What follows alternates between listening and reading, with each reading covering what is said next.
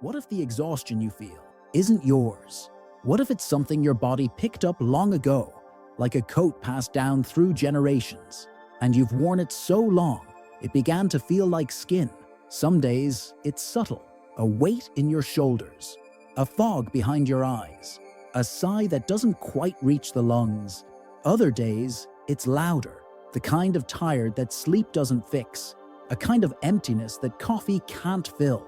And in moments of silence, if you're really still, you might feel it humming beneath your thoughts, a quiet current draining life from inside you. And yet, you've done nothing out of the ordinary. You've worked, you've rested, you've tried to stay positive, grateful, strong. So why does your soul still feel dimmed? Could it be that this isn't just physical tiredness? Could it be the echo of promises you never meant to keep? Emotional contracts signed without words, inherited frequencies stitched into your field before you even knew you had one? Could it be that something is vibrating through you without your conscious permission? Neville Goddard once said, "You are only ever experiencing your assumptions pushed out." So if fatigue keeps showing up in your body, in your relationships, in your joy, what inner assumption is quietly being broadcast from your core? Maybe it's not you who's tired. Maybe it's the version of you that has been performing survival. Maybe it's the part of you still looping through invisible agreements. I'll be good so they'll love me. I'll be strong so I won't be abandoned. I'll keep going so I won't feel the void. Joe Dispenza reminds us that our electromagnetic field is constantly emitting signals, often rooted in outdated emotional states. The body remembers, it repeats, and unless we become aware, we continue to project fear, guilt, and hypervigilance, even while speaking words of abundance. So while your mouth says, "I'm fine," your field might be saying, "I'm drowning." But what if you could tune into this subtle layer? What if you could reprogram it? Not through force, but through frequency. In the next moments, we'll gently explore how. We'll unravel the threads, not with urgency, but with presence, with breath, with permission to feel and permission to let go. And if something in you is whispering, "Yes, this is me," then stay. Sit with me here, because soon we'll talk about the contracts you never meant to sign, but that still live inside your vibration. Shall we begin? There are energies you carry that never belong to you, agreements made in silence, pacts sealed in the language of glances, tensions, unmet needs. When you were young, maybe someone needed you to smile so they could survive their own sadness. Maybe you learned that being quiet kept the peace. Maybe you were taught that love had to be earned, with effort, with sacrifice, with self-abandonment. You didn't sign anything, but your nervous system did. It signed with your breath, with your posture, with the way your heart learned to beat faster in rooms where it should have been at rest. And now, even though the past is technically gone, your body still vibrates with its residue. That vibration, so familiar, so ingrained, has become your baseline. You say yes when your soul screams no. You apologize for taking space.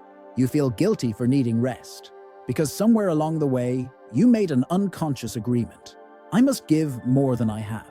I must not be a burden. I must always be okay. These are the invisible contracts that drain you. And the most disorienting part?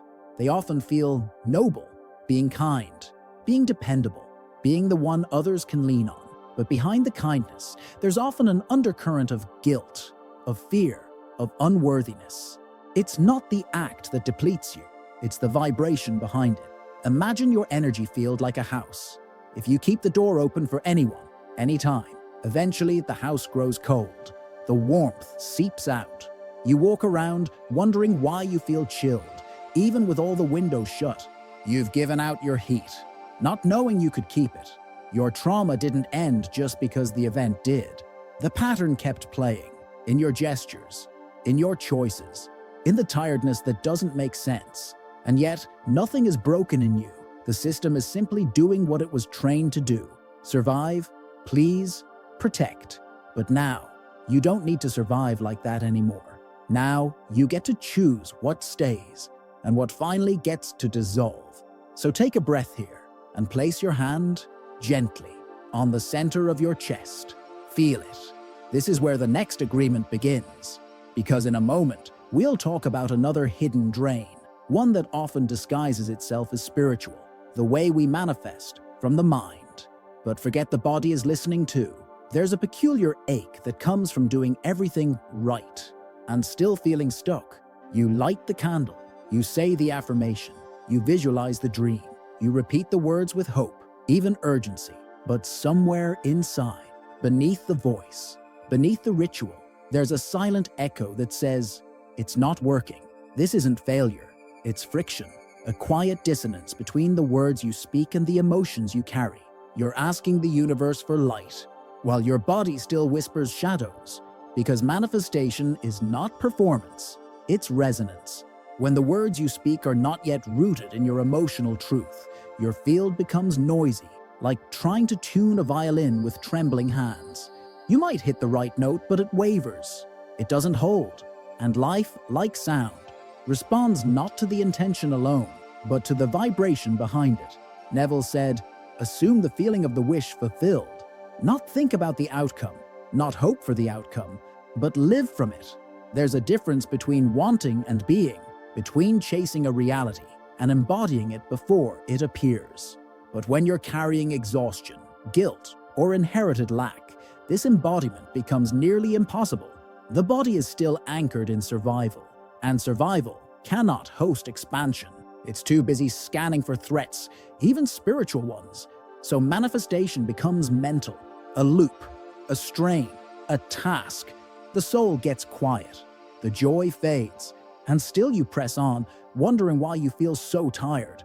There's no need for blame here, just awareness, deep, loving awareness. Because the truth is, your energy doesn't lie. If you say abundance but feel scarcity, the field responds to the feeling. If you say, "I'm ready," but vibrate, "I'm scared," the field listens to the fear. And none of that is wrong. It's just misaligned, misunderstood. There's a grace in noticing this, a softness in no longer needing to push through it. You don't have to pretend. You don't have to fake light when your body is still remembering the dark. You can pause, breathe, let the heart catch up to the words, because only when the body agrees does the manifestation truly begin. And perhaps now you're starting to feel it, that quiet awareness that your body has been speaking this whole time. So let's listen deeper, because what if your nervous system remembers truths your mind has long forgotten? There are parts of you that are still living in yesterday, not in memory, but in vibration. The nervous system, that ancient instrument within you, doesn't speak in words. It speaks in pulses, in tightness, in a sudden drop of energy when nothing is wrong, in the way your shoulders rise when someone walks in the room, in the way you brace for disappointment even before it arrives. You've grown, you've healed, you've changed your thoughts, but your body still remembers. It remembers the silence that hurt more than shouting. It remembers the love that felt conditional. It remembers the way you once had to shrink to stay safe. And that memory lives not in the mind, but in the muscles. Not in the story, but in the frequency. This is why you might feel drained in certain places, without knowing why. Why your energy collapses in some conversations, even when you're smiling. Why rest doesn't restore you, and joy feels just out of reach. Because your body is still running an old code, a survival loop. And this loop isn't logical. It doesn't respond to reason. It responds to repetition. It responds to signals. The good news? That means it can be rewritten. Neuroplasticity, the miracle of your brain's adaptability, shows us that with consistency and presence, we can create new emotional pathways, new anchors, new normal. But this rewiring doesn't happen by escaping the lows. It happens by reintroducing the highs. Not highs of adrenaline, but of peace, coherence, truth. To do that, you don't need grand gestures. You need gentle ones. A breath that says, "I'm here." A pause that honors your rhythm. A hand resting softly on your own heart, reminding the body it's no longer in danger. And when you feel sudden irritation, fatigue, or the inability to just be, these are not flaws. They are flares, invitations, glimpses into an emotional map that longs to be redrawn. So listen to them, not with fear, but with tenderness, because beneath every reaction is a younger version of you still waiting to be met. And in just a moment, we'll meet another layer, the one that wears kindness like armor and leaks energy in the name of being good. There is a type of exhaustion that hides behind a smile. It's not the tiredness that comes from doing too much. It's the tiredness that comes from not being fully allowed to be, from always trying to be the gentle one, the calm one, the one who doesn't complain, the one who keeps peace at all costs, even if the cost is your own peace. And it's subtle. You might not even realize it, because you've been told it's good to be kind, it's noble to be agreeable, it's spiritual to be selfless. But kindness, when used to suppress truth, becomes a mask, a silent contract with the world that says, I'll be what you need me to be, just don't leave. And every time you say yes when you mean no, every time you silence your intuition to avoid making others uncomfortable, every time you smile through something that hurts, your energy field fractures just a little more. Not because kindness is wrong, but because disconnection from self, even in the name of love, is still abandonment. And the body feels it in your chest, in your jaw, in the way your back subtly tenses when you're about to speak your truth. And don't. You become an echo of yourself, present but diluted. Over time, the soul gets quieter. The real you becomes harder to hear. And life, responding to the vibration you emit, begins to reflect the version you perform, not the one you are. So what would it feel like to create a new kind of agreement? One where you no longer sacrifice your inner truth to protect external comfort, a vibration of self-honor, of stillness before action, of knowing your worth is not determined by how pleasing you are. Before you enter a room, before you respond, before you stretch yourself thin, pause and listen, not to their needs, but to your knowing, that gentle awareness, that moment of inward checking. It's not resistance, it's realignment. And in this realignment, something ancient begins to return, your energy, your clarity, your presence. And as we begin to feel the return of what was once leaking out, we start to notice something else. Even when everything looks new on the outside, some old frequencies still echo in the room. And that's where we're heading next.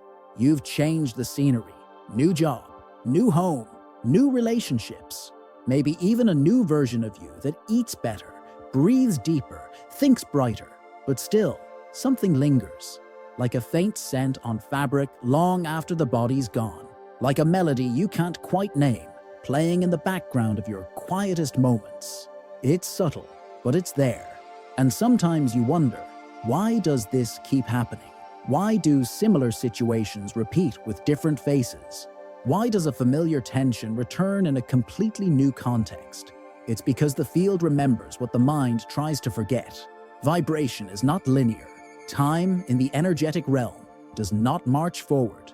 It echoes, it loops, it reverberates. You might move to a new city, but if the belief inside you still vibrates unworthiness, the world around you will shape itself to match. You might leave a toxic relationship, but if the frequency of self-doubt is still humming in your field, the same patterns will arrive in different clothing.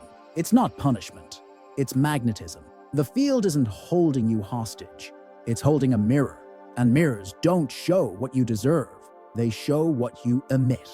This is why rearranging the furniture of your life doesn't always clear the air, because if the scent is in the walls, if the emotional fragrance is still embedded in the room of your being, you carry it with you.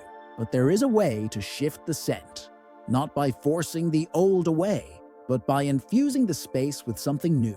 Breathe with me. Imagine now, not with your mind, but with your body, a version of you that already lives in a new vibration.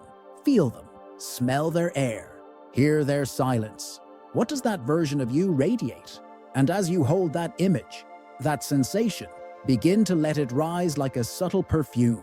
Let it move through your chest, your spine, your breath. This is how the field learns something new, not through words, but through being. And soon, as this new scent settles, the echoes begin to fade. Not all at once, but gently, gradually, like morning mist dissolving under light. And in this quiet shift, you might begin to notice what's been clouding your signal, not from the past, but from the noise of now. Let's step into that haze, the vibrational fog that hides in distraction. There was a time when silence was natural, when stillness didn't itch, when presence was not something to practice, but simply what was. Now, the moment space opens, something rushes in, a screen, a scroll, a sound, an update, a need to know, to check, to compare. It seems harmless, even productive. Just a minute here, a message there, but beneath it, a subtle fog begins to rise. Not over your eyes, over your field. The brain, flooded with dopamine from constant stimuli, starts to crave novelty, not depth, not truth, just movement. And your energy begins to scatter. One part pulled towards someone's highlight reel, another caught in the loop of unfinished thoughts, another still, endlessly waiting for the next ping of validation. This fragmentation is not just mental, it's vibrational. Your field, once coherent, once a steady signal of presence and desire, becomes rarefied, diffused, like trying to tune into a radio station through static. You may find yourself saying, "I don't know what I want anymore," or "I can't feel myself." And it's not that you've lost your path, it's that your inner compass has been drowned out by the noise. Dopamine, in excess, doesn't just stimulate, it disorients. And in that disorientation, manifestation falters, clarity dims. You begin reacting to life instead of creating it. But within this fog, there is still a lighthouse, still a place in you untouched by noise, a still point beneath the surge. And sometimes, the way back to it is not to add more light, but to reclaim the dark, the kind of dark where you sit in quiet. No answers, no feedback, just breath, just self. And in those silent windows, the ones you choose with intention, something ancient reawakens. Not the thrill of reaction, but the pulse of real connection. The difference is felt in your body. Your nervous system exhales, your vibration thickens, grounds, stabilizes. And from there, clarity begins to return, not all at once, but in soft waves. And it is in that thickness of presence, that deep inner quiet, where the most sacred portal begins to open, a portal that lives between worlds, between the sleep that ends and the day that begins. There is a moment, brief, quiet, almost invisible, when you are neither fully asleep nor fully awake, a threshold, a soft doorway between what was and what could be. This space, often overlooked, is not empty, it is holy. It is where the conscious mind softens and the subconscious, the great architect of your reality, listens with open hands. Here, the body is relaxed, the brain waves slow to theta. You are suspended between worlds, like a breath held in the chest of the universe. And in that breath, you can plant new seeds, not with force, not with desperate hope, but with presence, with emotion, with the quiet certainty of being. Neville spoke of this, of entering sleep as if the wish were already fulfilled, not imagining the outcome, but becoming the one who already lives it. Joe Dispenza speaks of the same portal, where the body, no longer defined by the past, becomes a vessel for new identity, and it begins with sensation, not affirmation, sensation.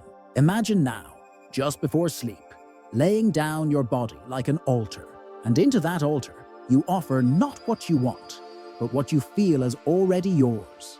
The joy of freedom, the ease of enough, the quiet thrill of being loved exactly as you are. Let that become the perfume of your field. Let it soak into your skin. Let it breathe through your chest, not to force reality, but to shift your signature. This is vibrational reprogramming, not a trick, not a hack, a sacred return, a remembering of your power to choose what you carry into the dream and what you bring back with you. And perhaps as you begin to do this, not once, but as a gentle ritual, you'll notice your mornings changing. You'll wake not into the same old loops, but into something softer, more attuned, more you. And this you is not new.